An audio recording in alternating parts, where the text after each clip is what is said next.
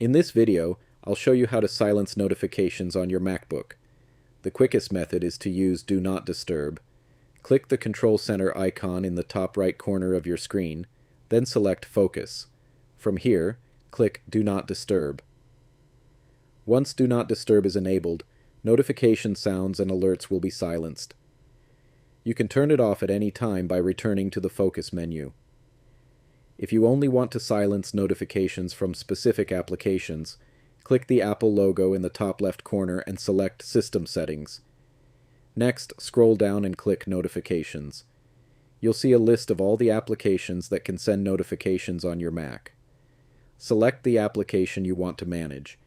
To keep receiving notifications without sound, turn off the Play Sound for Notification option. You can also disable. Allow notifications if you don't want that application to send any notifications at all. Repeat these steps for any other applications you want to silence.